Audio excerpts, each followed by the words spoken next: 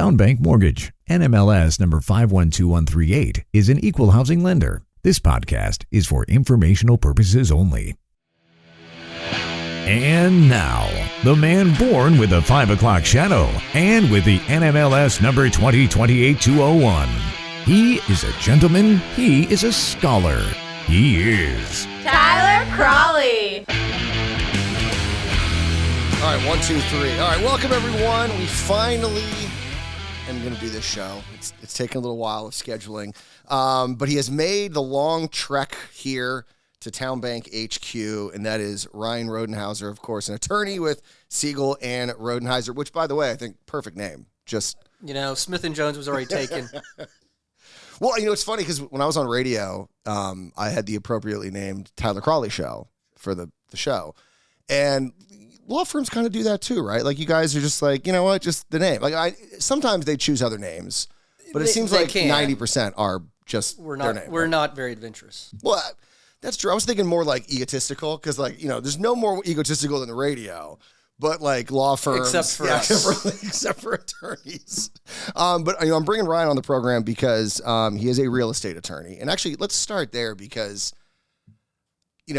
I know this only because a lot of my friends are attorneys. But the average person might not realize this, that attorneys sort of specialize in certain areas. And every once in a while, you do have some that maybe do kind of everything. But how important is it to make sure that when you're doing a real estate closing, you have a real estate attorney? Because sometimes I do come across that where they give me the attorney name, and I'm like, I don't know who that is. And then I go and look, and it's usually outside of Wilmington, and it's like criminal defense, real estate. It's like corporate charters, and I'm like, That's very true.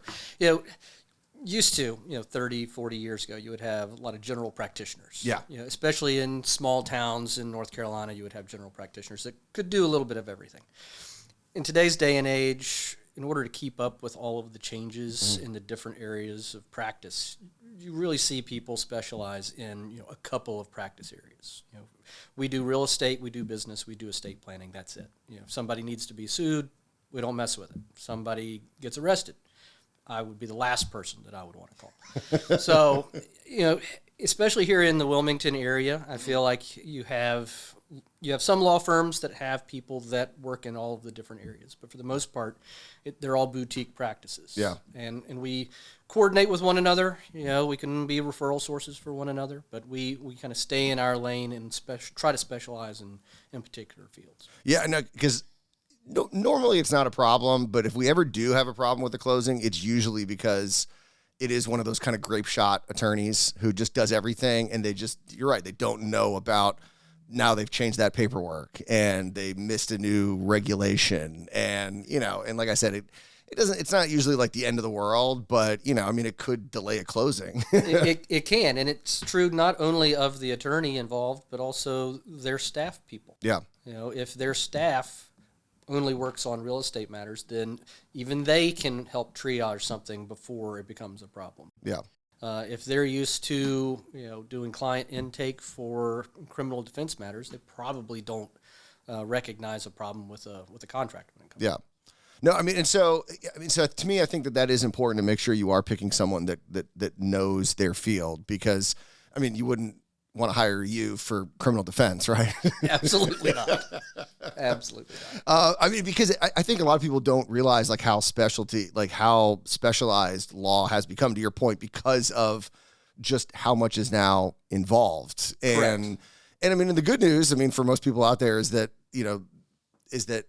there are a good amount of real estate attorneys. There are a good amount in every field. And so it does sort of make sense. Where back in the day, I think you just had maybe fewer attorneys. So that's why you kind of had them all kind of doing one thing. That's true. And, especially here in the Wilmington area, there are a lot of outstanding real estate attorneys. But every once in a while, you'll see something come across. Maybe I'm representing a seller on a transaction, and they've chosen to use some out-of-market attorney that doesn't do real estate. And I start to worry. Is there something that's going to happen that's going to be a problem even for me and my client because we're not working with somebody that's experienced in the practice. So do you end up sometimes does that sometimes force you to do more work? Because absolutely. That you don't get paid for. Yeah, because we had that one time where someone wasn't using an attorney. I mean, not an attorney. Sorry, they weren't using a realtor.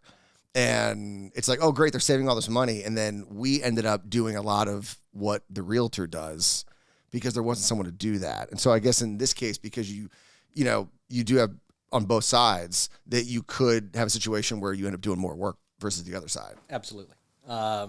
And you try to head that off at the pass. Yeah. But the reality is your client is going to want to make sure that the deal gets done. Yeah. And if that means you got to do more work, then you end up doing more work. And sometimes they are appreciative, and they say, hey, I understand you did more work. It's going to cost me more than it ordinarily would have cost me. But at the end of the day, even though we get paid for what we do, we also are client-driven and service-driven. And if we have to do a little bit more than the norm to get it across the finish line, that's what we'll do. Obviously that is one of the closing costs that goes into when you're, purchasing a house and, you have these sort of set fees. And one of them, of course, is the settlement fees. So how is that determined? I mean, is there sort of a flat fee for North Carolina and everyone is forced to sort of charge that one fee, or are there variations? Because that is one of the things that I kind of feel like it's all kind of uniform, but I don't know if maybe I'm missing something. Right. There are some variations there. There are variations. Every law firm handles it differently. Every law firm has a different fee structure. I remember when I first started practicing 20 odd years ago. Unbelievable. I remember. At least your hair's not gray like mine. Yeah, that's fair. I remember hearing from some of the other practitioners that there had been, I believe there was some sort of ethics opinion from the state bar, or maybe it was actually I think it was with the federal government, where in our business we could not basically collude and price fix. Gotcha. Right, which seems crazy because we're just trying to do right by the client. The federal government doing something crazy? Right. No. But for instance, our practice, our fees are set based on whether there's going to be a mortgage involved or whether it's a cash transaction, because there's more work if there's a mortgage. And then it's also dictated by price. If it's going to be under $250,000 for a purchase price, then there's one fee. If it's between $250,000 and $500,000, it's another fee. And it keeps going up on a graduated scale from there. Number one, more work. Number two, more liability. And so someone will say, hey, I need to get a quote from you for this closing. What would you charge? And I'm like, well, I need a lot of information. I know. It's like getting a mortgage rate quote. It's like, what are mortgage rates? And I'm like, well, okay, what's the DTI and what's the credit score and what's the property? Right. Yeah. But it is, technically speaking, we have a fee sheet. That if we get all of the information, we can tell you what the number's going to be. And then, of course, it always comes with a caveat at the end of if something comes up along the way that's going to require a lot of additional work, we're going to notify you of that and then bill appropriately. Is that what you think is probably the biggest, the most likely to be an issue is sort of, if there is an issue, like zoning and things like that, like figuring out like what kind of property it is and because you just hear about kind of weird things in the way, especially things that have been grandfathered in about how, well, that's actually two lots and, that's actually one lot that they broke into two and no one's noticed for like 30 years. And then you find out when you pull the title. Right. So is that usually kind of one of the big things that does cause a problem? That's right. Sometimes you get lucky, and when the contract comes across, the real estate agents or the buyer or the seller are somewhat aware that there might be something, and so you dive into it right away. But sadly, sometimes you do the title examination, and there it is. That's why we, as a practice, try to do all of the title work during a buyer's due diligence period. Because we want them to be able to back out if something comes up.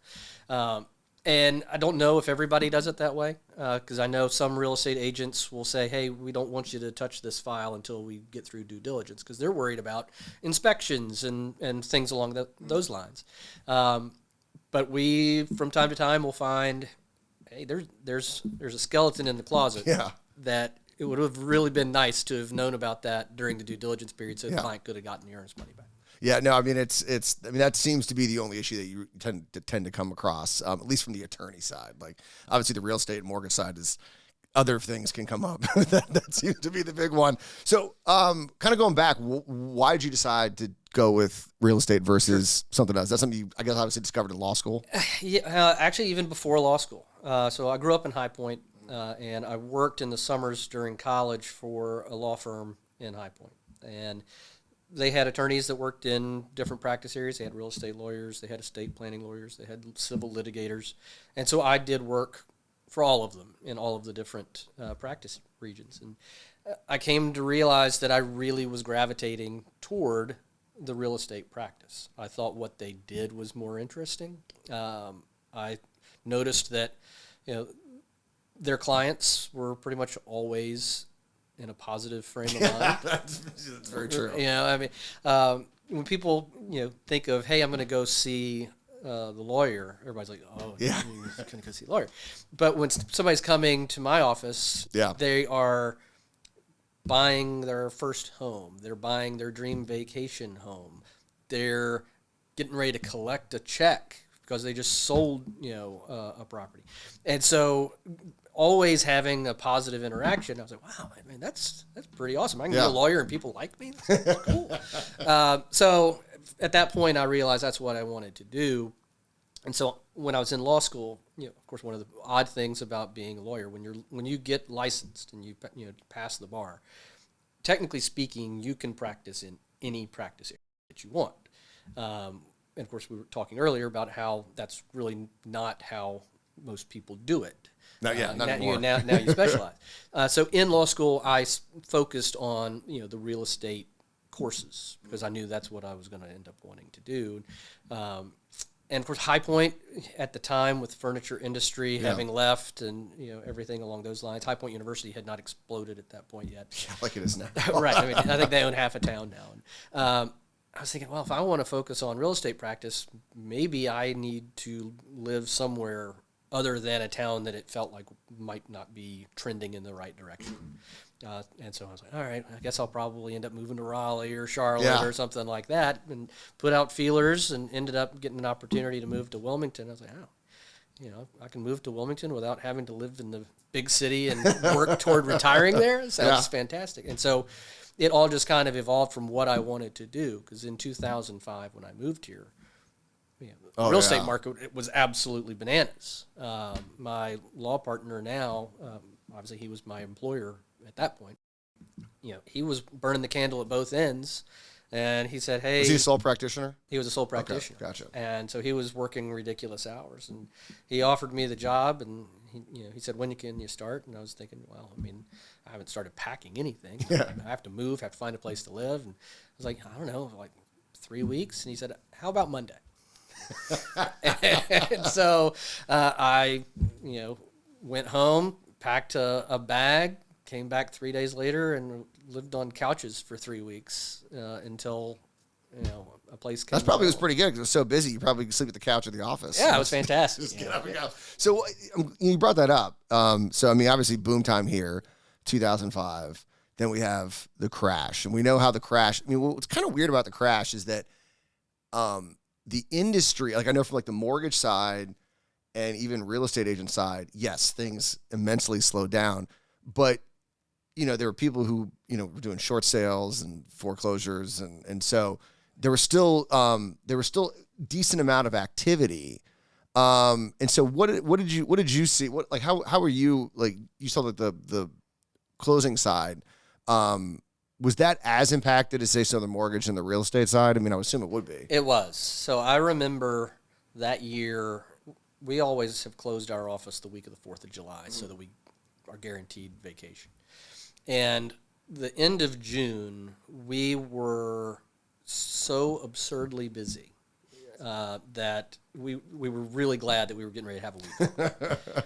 And back then we were, people would email us contracts, but back then we were still getting realtors faxing them in. Yeah. Right. Yeah. And we got back from that week of vacation, and we honestly were worried about whether the phone lines worked, because the phones weren't ringing, the fax machine wasn't buzzing. It was like somebody had just flipped a switch. Yeah. Everything had stopped, which 2 weeks before, we literally were the other end of the spectrum. So closings came to a screeching halt. But to your point, eventually we started to become very busy with other things. We had clients that needed, to negotiate with their lenders in order to, get loans renewed. We had people coming through and they're like, "Hey, I need to sell this property. It's going to be a short sale. Can you help them negotiate with the bank on that?" Or someone wanted to buy a property that was a short sale. You're trying to work through the negotiation there. Or someone's being foreclosed upon. Say, "Hey, what can we do to buy me some time so that I don't lose the house?" And so we became busy with other things that were still tied to the real estate market, but it wasn't the bread and butter real estate closing transactions. So is that so you mentioned other areas that you practice as well besides just real estate closings, but how much would you say real estate of your business does that make it? I'd probably say it's 70% or okay. So 75% of my practice is there. The others are all really tied to it in one way or another. But I'd probably say 70-75%. And so, because it's kind of interesting in the in the industry, you look at mortgage people, and really good mortgage guys could have 3 to 5 closings a week. You have some people who maybe have like 2 or 3 a month, and so you got quite the some zero. Right. And real estate's the same, right? Where you could have some people who have 2 or 3 a week or a month. So from your guys' perspective, because it does feel like there's tons of mortgage people, tons of real estate, nowhere near the same amount of real estate attorneys. So how many closings would a normal sort of real estate attorney deal with a week? That's a really good question, because it depends on the way that they structure their office and what they want their kind of quality of life to be like. Yeah. Right. So you can be as busy or as not busy as you want, and it also depends on what the market's like. Alluding back to before the crash, I was doing probably 8 a day. Wow. Yeah. That was during COVID. I was probably doing 4 a day. So you think the 2005 period was hotter market than COVID, or do you think that was just because maybe it was different? Okay. It was a hotter market in that a lot more people were taking out mortgages. Mm-hmm. A lot of that was driven by some of other market factors. Yeah. Whereas COVID was kind of a different deal. I mean, we were just inundated with cash transactions. Yeah, that's true. Yeah. People that were selling their homes in big cities, and they were moving here, and they're like, well, I can just stroke a check. Yeah, so it was a little bit different, but in some ways they were similar, because you were just incredibly busy, and we all made hay while the sun was shining. Yeah. But to a certain extent, it was very stressful, because when you're very busy, for the lawyer in me sits there and I worry even more, because I need to make sure that all of my staff is paying close attention to details and that sort of thing. Of course, then when COVID ended and we kind of settled back into a normal market, I had to get everybody used to not working at that pace anymore. But with both of those, it was busy. I'd say now every month is different. We, as you know just as well as I do, we're in a very different market. Oh yeah. It's strange, and I'll have a week where I might have 12 closings during the course of the week. I might have another week where I have 2, and then I might have a week where I have 20, and then I have a week where I don't have a single one. And I can't put my finger on the why of how that plays out. Used to, when I first started, everybody wanted to close on the end of the month. Nobody cares about that anymore. Yeah. Right. So what was the reasoning for that? It was just. I think in part it was, FHA loans, Oh, okay. And things like that were kind of driven by end of the month periods. Payoffs had to be made on the last or the first. Okay. That sort of thing. Whereas now you can just pay it off when you want to. Yeah. But now I have no idea why it varies week to week the way that it does. But in some ways I like it. Well, right? do you think that, because it's hard to say for Wilmington, but, nationally, mortgage demand's at like the lowest level in like 20 years. Existing home sales, lowest level in like 15 years. We get impacted by, you pointed out, cash transactions. So we have seen cash transactions pick up. They are kind of falling back down with home prices now reaching this newer, higher level. But, so it would make sense that, okay, we're seeing a slowdown that's worse than what the realtors are facing because of that reality. So are you guys kind of seeing the same thing, a slowdown as well? That would you say it's worse than after 2008? Because we're clearly in a worse place than we were in 2008, mortgage side. And so, like I said, realtor side too, it's kind of close. So I didn't know where sort of you guys fell into that. We get impacted kind of after, because for us, we're still receiving things that might have gone under contract 3 weeks ago or a month ago. So we kind of always trail the information a little bit. But, there just seems to be so many people that are just kind of biding their time and sitting and waiting and hoping for something to change with interest rates. Yeah. Now, I don't know how much will actually impact people if the mortgage rate dropped by half a point, but a lot of people say that it's going to impact their decision making. And here in the Wilmington area, because we had that huge influx of people coming in from out of town, paying cash and that sort of thing, and folks, instead of moving up from their current home and maybe moving up into a larger home like they may have been preparing to do, because they couldn't buy that next home at that time because cash offers were coming in, they ended up refinancing at spectacular rates. Yeah. And so they're sitting there and they're thinking, okay, for me to make that jump, I know it's going to cost me more, but how much more is it going to cost me to do it? And so I think they are looking at the numbers even more so than they might have previously. But that's just that's true. I do think that, I was talking to some realtors yesterday and we were talking about, where mortgage rates are. And they're like, where do you think mortgage rates are going to be? I'm like, all right, first of all, anyone who's worth their salt, like, sure, everyone sells like, oh, in a year, things are going to be so much better, but people have been hearing that for 2 years. And so I said, from what I'm seeing with the economic data, we had the Fed meeting, yesterday, and it really does look like this is sort of where we are until something happens in the economy that's going to change that. And I feel like people are maybe finally kind of realizing that, but I would say if we did see like a 5 handle, if we saw any rate with a 5, I think people jump at it. Skyrocket. I agree. Which then, of course, would be another issue on itself. So from your perspective, obviously everyone benefits from, this rise in home prices. If you own a home, then it's great. You got a ton of equity. We do higher loan amounts. So it's sort of, we benefit, real estate agents, the exact same thing. And so does that impact anything? I know you mentioned the price structure. And so, right. But does it have really big of an impact where the home prices go? No, as far as on my practice, no. I recognize it and I kind of file it away. But as far as, home prices going up, it really doesn't change much for me because I'm sitting here, if I did 5 closings at $400,000 or I did 2 closings where it was $2 million. Well, my bottom line is better if I've had more at a lower that's true. price. Right.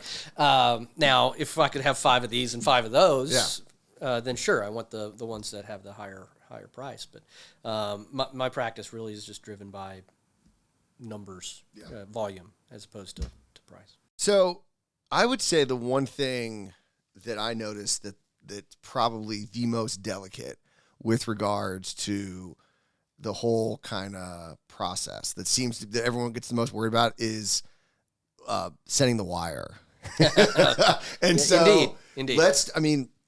because I've been in the business 5 years, and it seemed, because you talk to people who've been in the business for longer, it's like, oh yeah, we used to be able to tell the wiring instructions and all that stuff, and now I guess because of the horror stories that now things have. So talk a little bit about like kind of maybe when you first got in the business and kind of where we are now, the protections that are there for the consumer. Right. When I started in 2005, it was a whole different world. We were driven by checks, and, certified checks and cashier's checks. Or we would, back then we even received loan packages via overnight delivery rather than, through a portal or via email. I remember distinctly, we would receive an overnight package that included loan documents and a check for the loan proceeds from State Employees Credit Union about a deal that we didn't even know about yet. And so it was a very different time. Yeah. Also, before the crash, if we received a certified check and we deposited it at our bank would go ahead and give us provisional credit for that because they worked under the assumption that they would collect that money since it was a certified check from, Bank of America. They just assumed they were going. So everything just kind of worked. So you'd get a certified check that day. You could deposit it that day. You could close that day. Then the crash happened, and people started, having counterfeit certified checks, which that major problem. Banks were failing. And so all of a sudden, these certified checks where's that check from? weren't being collected. And so the banks all said, well, we're not going to give provisional credit anymore. And so in order for you to have good funds on the day of closing, unless you got the certified check a couple of days in advance so that it had time to actually clear, we had to have a wire transfer because that's really there.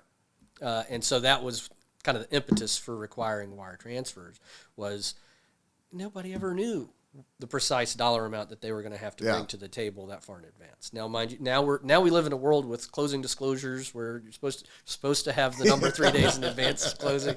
As close as can be. Yeah, as close as can be.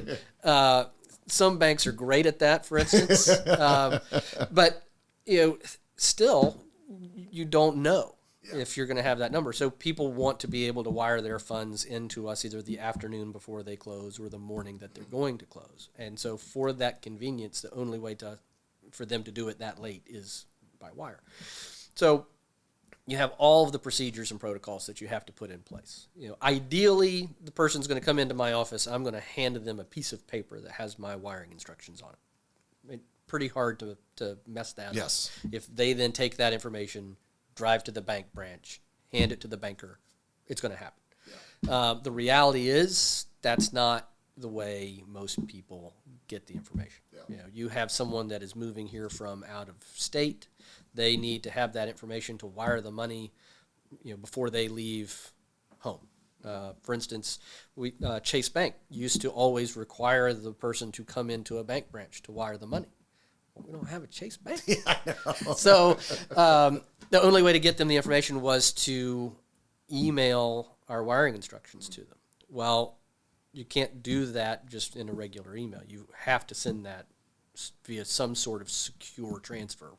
I'm sure some closing attorneys may have a portal that they use for that. There are vendors now that you can sign up for that'll take care of all that, and then you can also do it just via a secure email. Yeah. And then you'd say, okay, you're going to receive this secure email. You're then going to call me, and you're going to talk to me on the phone, and we're going to verify the information that you have in front of you is, in fact, the information that we sent. Yeah. And so, I wake up in the middle of the night all the time thinking, okay, is today going to be the day that, somebody messes something up? Because you can do everything by the book. Yeah. And you know that the people that are out there, that are They hack into somebody's email. They know that there's a transaction that's going to be taking place. They've seen this person's emailing with real estate agents. So they're just sitting there lurking. Yeah. And so you worry.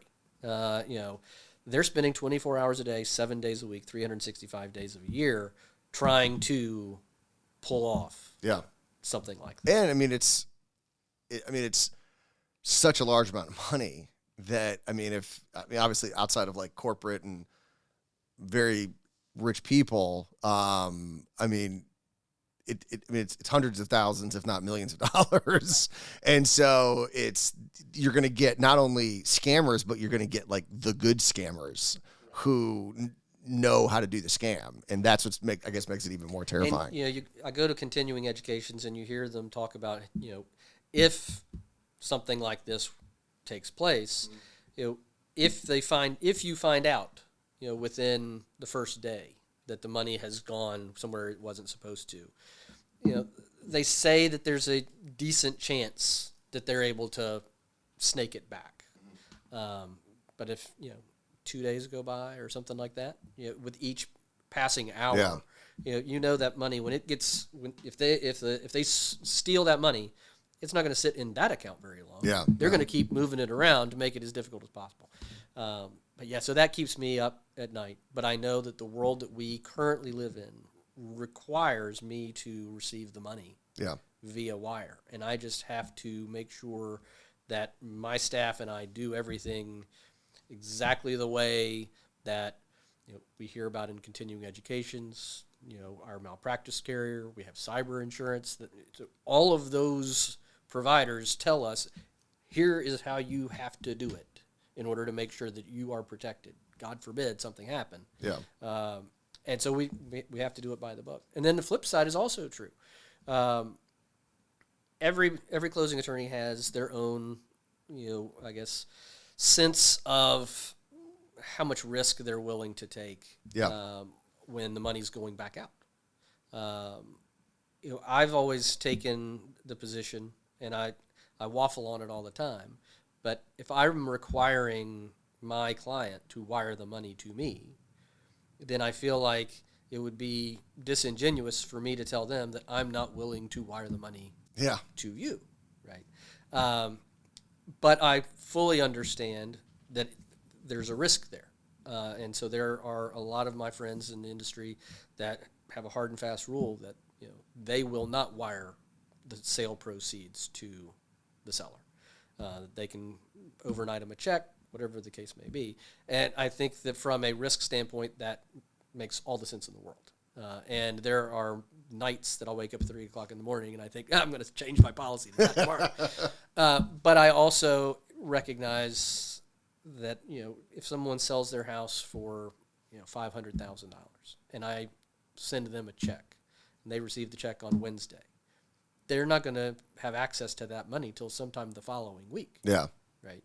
And I've had sellers complain to me in the past of, well, the guy that bought my house got the use of the house immediately, and I got the money 6 days later. Yeah. And so I've always taken the position that to be equitable, I should, again, follow all of the proper procedures. We require them to fill out our own firm's form, providing the wiring information, sign it, have it notarized, and I have to have the original of that. So they can't do this and then, scan and email us a copy of it. We have to have that physically in our hands, and then follow that up with calling them and verifying the information, and so on and so forth.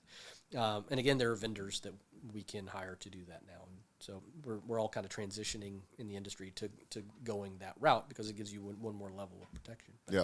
But I try to do that because I'm trying to treat everybody in the transaction in the same manner.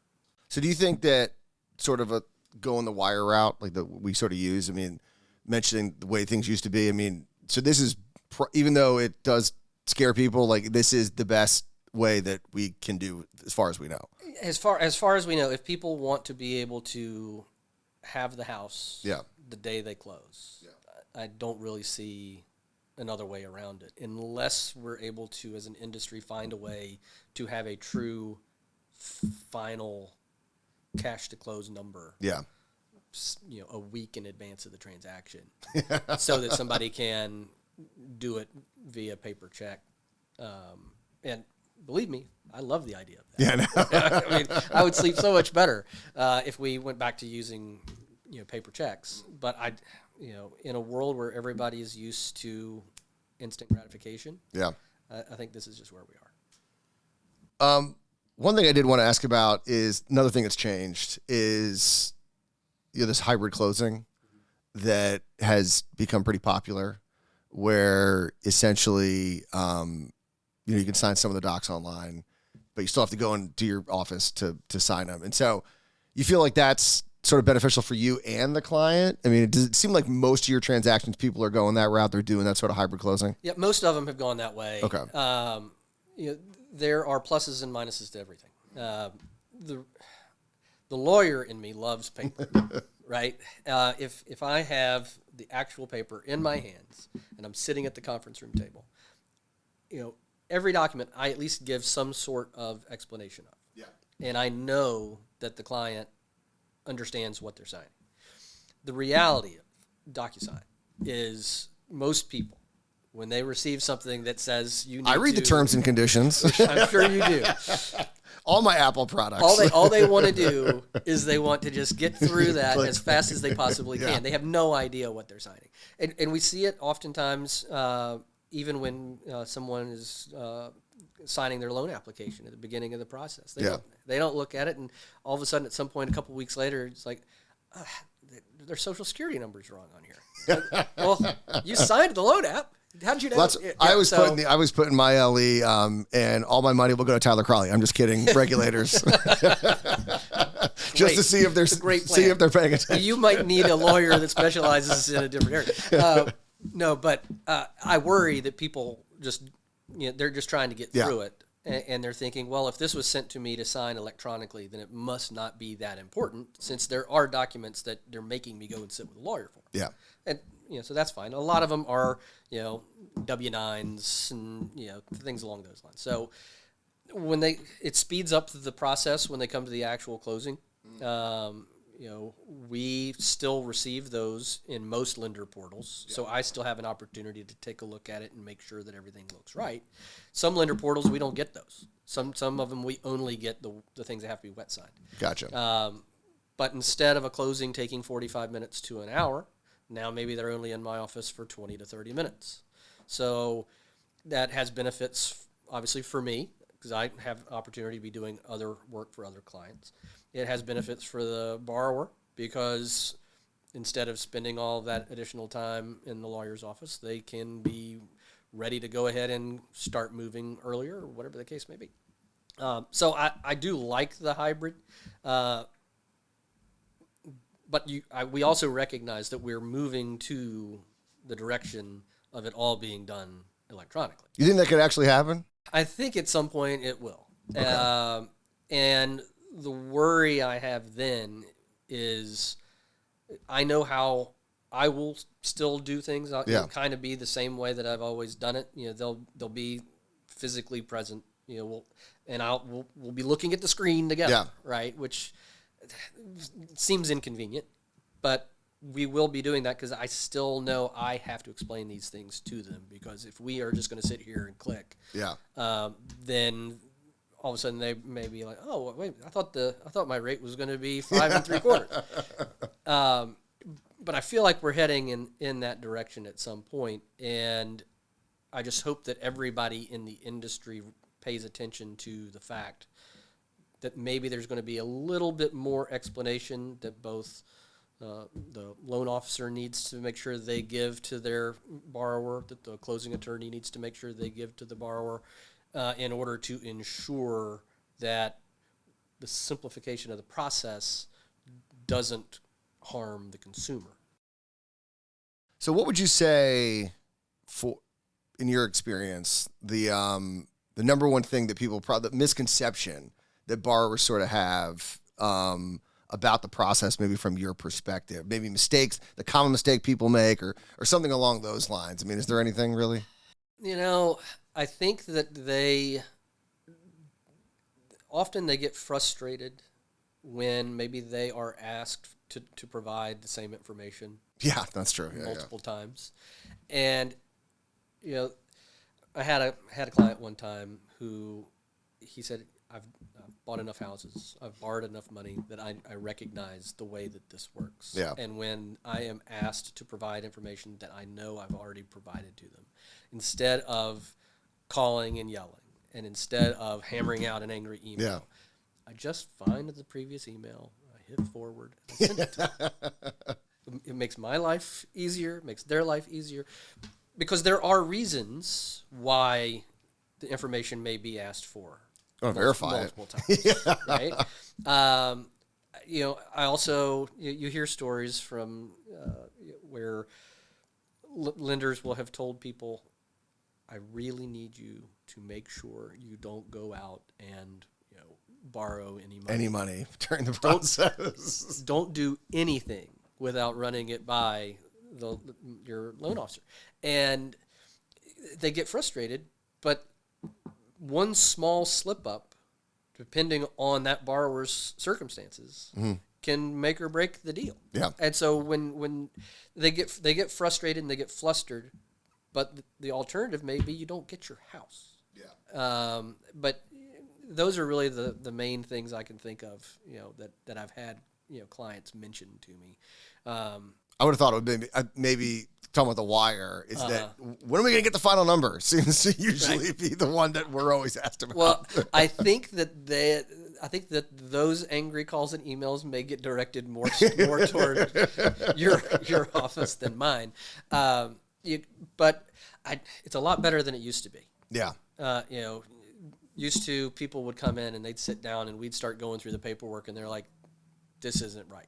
Sometimes the first time they saw numbers was at my office. So I love the fact now that even if they've gotten numbers and they've changed a little bit in that 3-day window, they at least have a pretty good idea of what the numbers are for the deal. But yeah, they do sometimes also get frustrated if, let's say, it's just a really busy day at the office and their closing may be the next day. And so one of the things they have to do is call to verify wiring information. Yeah. Right?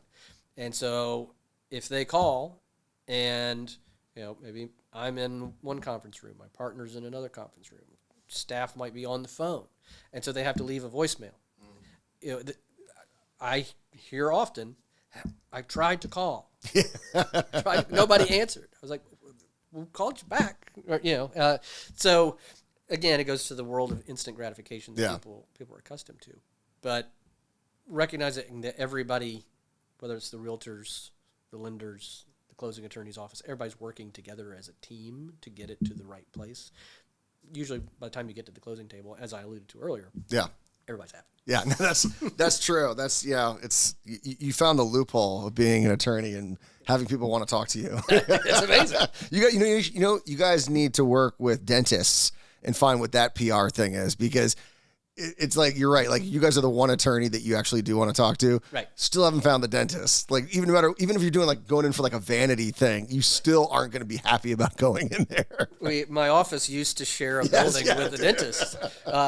And so we would have people come in and they're like, oh, this is a lot better coming in than to go in for a root canal next door. Like, well, I appreciate it's a low bar. I was like, man, that makes me feel so good.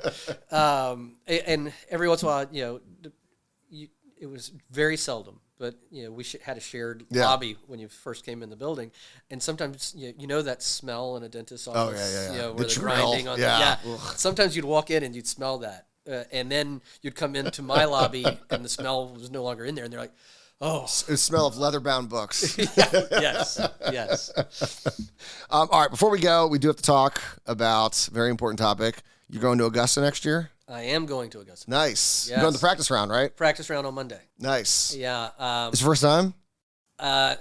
Technically second. Yeah, I was going to say. Yeah.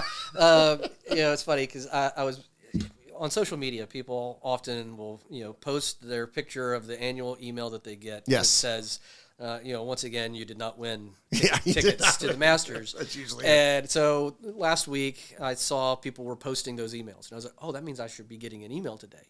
And I was like, this is an opportunity to do something kind of funny. Yeah. And because last year, I had won the lottery to go on Monday. And the weather ended up being terrible. And so we ended up on site for, I think, maybe 3 hours before they made everybody leave the property.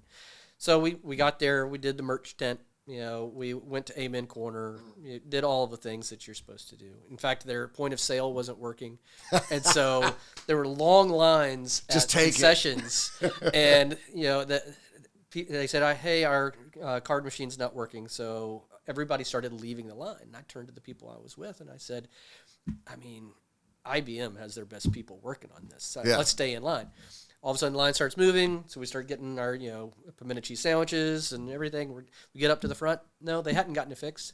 Cash? Augusta had just said, take what you want. It's free. I know. So we did the merch, got all the free They don't stuff. We saw one golfer come through Amen Corner. Keegan Bradley made a birdie. That's the only golfer we saw. And then we had to leave. A couple hours later, as we're leaving the property, get an email from Augusta National that says, everyone that was there today is guaranteed tickets for the Monday round next year. That's cool. And I'm like, that is spectacular customer service. Who does that? Augusta, that's it. Right. No one else. They'd be like, sorry, too bad. Yeah. Thanks for the money. I applied for the lottery again this year, and I was like, if by some chance I won tickets for Thursday, then obviously I would forego the Monday that I was guaranteed. So I get the email, and it says, congratulations, you have been selected. And I was like, this is an opportunity. So I took, I take the picture of the email and I posted on social media and I said something to the akin of a tradition unlike any other, back to back at Augusta. So it'll be a great time. So I have not been. My parents went, and I think it's kind of funny because they said it was gorgeous, but I think with the HD TV and everything, that we actually get to see what it looks like. Where back in the day, you'd watch it black and white, and then you'd go there and be like, oh my God, like the azaleas and everything. So I think some of that has kind of gone away from like people saying how they would show up and they're just amazed at how gorgeous it was. But they told me it was so way hillier than it appears on television. Yeah, so on 2 points there, even in pouring down rain last year, the place was ridiculously gorgeous. Yeah, I know. Everything is exactly the way it's supposed to look. They paint the gravel green. Everything looks just immaculate, even in driving rainstorms. But yes, no. If you have a bad hip, probably not the place for you to go.